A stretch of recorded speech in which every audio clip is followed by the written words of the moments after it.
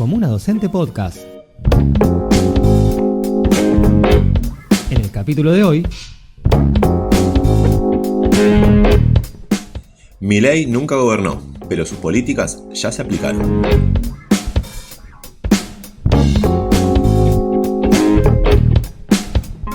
Muchos docentes, y ni hablar nuestros alumnos, por un problema etario, no conocen o no tienen memoria de lo que significó sufrir en carne propia las políticas liberales que imperaron en el mundo y en nuestro país. En estos casos, siempre es bueno hacer docencia.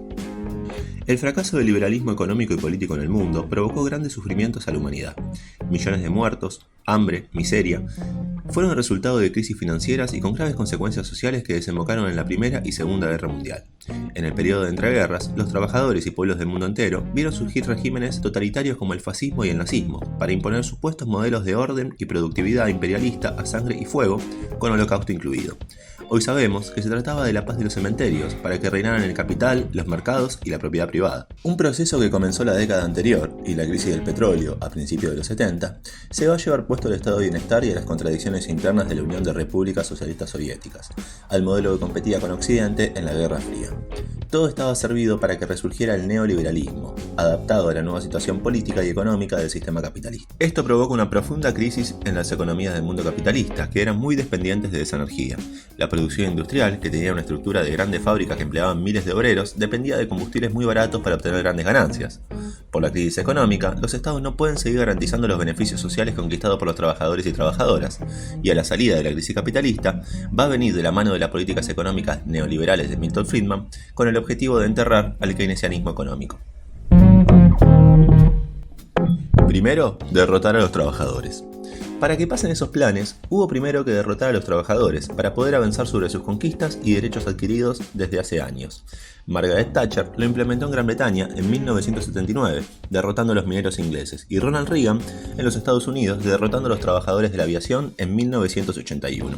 Después cayeron los demás gremios. Son las llamadas políticas monetaristas, que plantean achicar el gasto público del Estado y privatizar las empresas de servicios estatales, cerrar fábricas obsoletas y no competitivas, al tiempo que hay una apertura de la economía a las importaciones. Reina la absoluta ley de la oferta y la demanda, todo se rinde ante el dios mercado. El neoliberalismo en la Argentina. Ya la dictadura militar le abrió el camino a estas políticas. El ministro de Economía liberal, Martínez de Hoz, va a destruir la industria nacional con la apertura de la economía a las importaciones.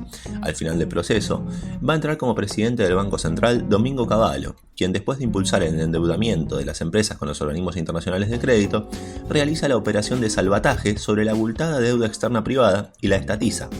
Así se transfiere esa deuda en dólares al Estado, que terminaremos pagando todos los argentinos. Al comienzo de la dictadura, la deuda externa pública era de casi 8.000 millones de dólares. 7 años más tarde, terminó en 45.000 millones. Los liberales son individualistas y cultores de la propiedad privada para embolsar las ganancias, y estatistas, socializantes para que otros paguen las pérdidas. El presidente Carlos Menem, quien una vez en el poder va a hacer lo opuesto a lo que había prometido en la campaña electoral, se va a aliar con la derecha liberal más rancia del país y con los Estados Unidos, y va a aplicar, de la mano de su ministro de Economía, Domingo Cavallo, una política económica del más duro mercado. La privatización de empresas públicas deja un tendal de desocupados, que se suman a los que dejan las fábricas nacionales que cierran por no poder competir con los productos extranjeros que entran por la apertura de importaciones. El neoliberalismo en la Argentina, paradójicamente, va a venir de la mano del peronismo, en la versión menemista. El partido que mantuvo el estado de bienestar en sus primeros dos gobiernos de 1946 a 1955 va a ser el enterrador del mismo, aplicando las medidas neoliberales en la década del 90. Se privatizan las empresas públicas, entre ellas Yacimientos Petrolíferos Fiscales, YPF, y la telefónica estatal Entel. Estas empresas provocan miles de despidos. Se privatizan los ferrocarriles argentinos, que se dan en concesión a empresas privadas. Estas empresas también despiden a miles de trabajadores, y en el caso del ferrocarril es más grave aún, porque cierran ramales en todo el país que dejan incomunicados a los pueblos del interior. La liberal, una receta que ya probamos. Javier Milei, quien nunca gobernó, dice que él representa al verdadero liberalismo que vuelve. Y es verdad, vuelve porque sus políticas ya se aplicaron. Por eso, reivindica la política económica de la dictadura militar. Su candidata a vicepresidenta, Victoria Villarroel, va más allá, reivindica la represión genocida que hizo posible que se aplicara. Y al neoliberalismo de Carlos Menem y su ministro de Economía, Domingo Cavallo. Una política al servicio de las potencias desarrolladas y de los organismos internacionales financieros. Una política que nos mantiene cautivos en una telaraña de endeudamiento externo permanente imposible de superar. Las consecuencias fueron devastadoras. El país terminó endeudado y la mayoría de la población desocupada y debajo de la línea de la pobreza. La clase política de conjunto quedó muy desprestigiada.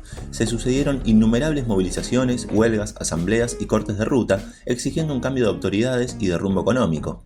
El neoliberalismo llevó al país a la crisis política, económica y social del 2001, la más profunda de su historia.